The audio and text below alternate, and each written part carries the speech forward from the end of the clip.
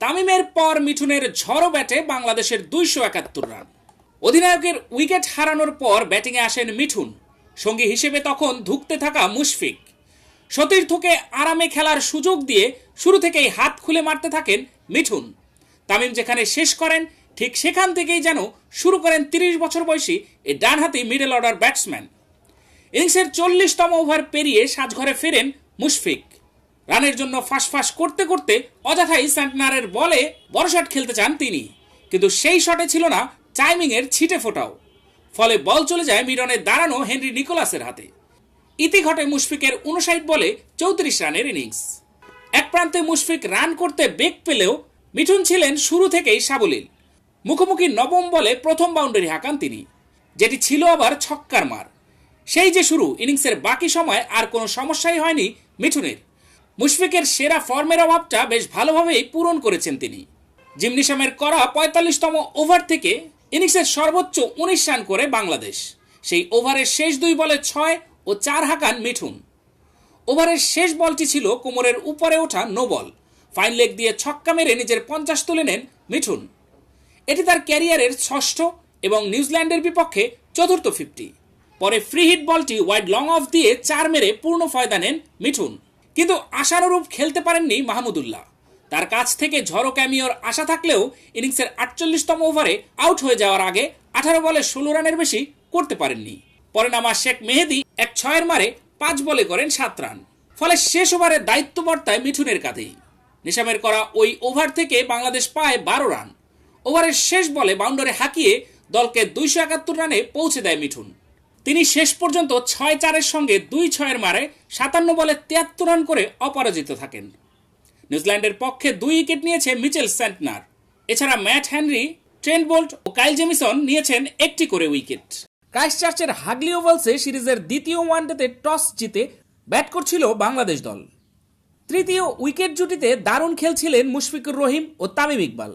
তাদের জুটির রান পৌঁছে গিয়েছিল 50-এর দোরগোড়ায়। কিন্তু তখনই ক্রিকেট মাঠে ফুটবলের স্কিল নিয়ে হাজির হলেন নিউজিল্যান্ডের অলরাউন্ডার জিম নিশাম। ইনিংসের 31তম ওভারের দ্বিতীয় বলটি আলতো করে খেলেছিলেন মুশফিক। বল বেশি দূর যায়নি, ছিল স্ট্যাম্পের পাশেই। রানের সুযোগ ভেবে দৌড় শুরু করেন তামিম, কিন্তু পপিং ক্রিজে পৌঁছানোর আগেই পা দিয়ে ছোট্ট কিকে স্ট্যাম্প ভেঙে দেন জিমনেশিয়াম। রিপ্লেতে দেখা যায় তামিমের ব্যাট তখন পপিং ক্রিজের বেশ বাইরে। নিশামের এই চতুরতায় সমাপ্তি ঘটেছে বাংলাদেশ অধিনায়কের 11-4-এর মারে 108 বলে খেলা 78 রানের ইনিংস। ভেঙেছে 48 রানের তৃতীয় উইকেটের জুটি। ওয়ানডে ক্যারিয়ারে নিজের 50তম 50 পূরণ করার পর হাত খুলে খেলেছিলেন তামিম। মাইলফলক পূরণের পর 24 বল থেকে তুলে নিয়েছেন 28 রান, যা সম্ভাবনা জাগায় তার 14তম সেঞ্চুরির। কিন্তু শেষ পর্যন্ত আর সম্ভব হল না এটি। 78 রানের ইনিংসটি খেলার পথে 2 বার আউট হওয়ার খুব কাছ থেকে বেঁচে গেছেন তামিম। প্রথমে ট্রেন্ট বোল্টের ওভারে তাকে কট বিহাইন্ড আউট দেন আম্পায়ার। রিভিউ নিয়ে নিজের উইকেট বাঁচান তামিম। রিপ্লেতে দেখা যায় সেটি তামিমের থাই প্যাডে লেগে জমা পড়েছে উইকেট রক্ষক টম লাথামের হাতে। পরে কাইল জেমিসনের ওভারে ফিরতি ক্যাচই দিয়ে বসেছিলেন তামিম। সেটি তালুবন্দুও করেছিলেন জেমিসন, কিন্তু ফলোথ্রুতে তার হাতে থাকা বল মাটিতে স্পর্শ করলে বেঁচে যান 34 রানে ব্যাট করতে থাকা তামিম। আর এ সুযোগের পূর্ণ ব্যবহার করে পরে তুলে নিয়েছেন 50। 212 ম্যাচের ওয়ানডে ক্যারিয়ারে তামিমের এটি 63তম 50 রানের ইনিংস। এর মধ্যে 13টি রয়েছে সেঞ্চুরি, আর বাকি 50টি 50 রানের ইনিংস। সেঞ্চুরি কিংবা 50 পরিসংখ্যানে বাংলাদেশে আর কেউ তামিমের উপরে নেই। এই ইনিংস খেলার পথে 2টি রেকর্ডে সাকিব আল হাসানকে পেছনে ফেলেছেন তামিম। এতদিন ধরে নিউজিল্যান্ডের বিপক্ষে 5টি 50 রানের ইনিংস ছিল তামিম ও সাকিবের, আর সেটি ছাড়িয়ে 6ষ্ঠ 50 রানের ইনিংস খেললেন তামিম।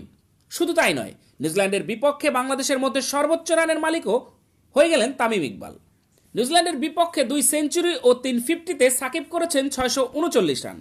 এখন সেটি ছাড়িয়ে 655 রান হয়ে গেছে তামিমের। এদিকে তামিম রানের দেখা পেলেও আবারও হতাশ করেছেন লিটন দাস। ম্যাচটিতে নিজের ইনিংসের প্রথম ওভারেই বাউন্ডারি হাঁকিয়ে শুরু করেছিলেন অধিনায়ক তামিম, কিন্তু সেটি ধরে রাখতে পারেননি লিটন। ম্যাট হেনরির করা ইনিংসের দ্বিতীয় ওভারের 4র্থ বলে এক্সট্রা বাউন্স করা ডেলিভারিতে পুল করতে চেষ্টা করেন লিটন, কিন্তু ব্যাটে বলে ঠিকভাবে সংযোগ হয়নি, যে কারণে ধরা পড়ে যান শর্ট স্কোয়ার লেগে দাঁড়ানো উইল ইয়ং এর হাতে। রানের খাতা খুলতেই পারেননি এ ড্যাশিং ওপেনার। মাত্র 4 রানের মাথায় প্রথম উইকেট হারালেও পরে বিপদ সামাল দিয়েছে তামিম সৌম্য। প্রথম পাওয়ার প্লেতে ম্যাট হেনরি ও ট্রেন্ট বোল্টের বিপক্ষে বেশ ভুগতে হলেও নিজেদের উইকেট হারাননি এ দুজন। এ জুটি দেখে শুনে খেলার বদৌলতে প্রথম 10 ওভারে 1 উইকেট হারিয়ে 26 রান করতে পেরেছিল বাংলাদেশ। তবে এরপর থেকে হাত খুলতে শুরু করে দুজনেরই, যার ফলে পরের 10 ওভার থেকে বাংলাদেশ পায় 59 রান। কিন্তু সাজঘরে ফিরে যান সৌম্য। ইনিংসের 21তম ওভারের প্রথম বলে উইকেট ছেড়ে এগিয়ে খেলতে গিয়ে স্ট্যাম্পিংয়ের শিকার হন 46 বলে 32 রান করা সৌম্য। তার বিদায় ঘণ্টা বাজান বাঁহাতি স্পিনার মিচেল স্যান্টনার। অথচ স্যান্টনারের করা এর আগের ওভারেই দর্শনীয় এক শটে বাউন্ডারি হাঁকান সৌম্য। পরে ড্যারেল মিচেলের করা 20তম ওভারে লং অন দিয়ে হাঁকান ইনিংসের প্রথম ছক্কা। কিন্তু 21তম ওভারের প্রথম বলটি উইকেট ছেড়ে বেরিয়ে খেলতে গিয়ে করে বসেন ভুল। লেগ সাইডে টেনে দেয়া বলটি ব্যাটে বলে খেলতে না পারায় মাসুল দিতে হয় সৌম্যকে।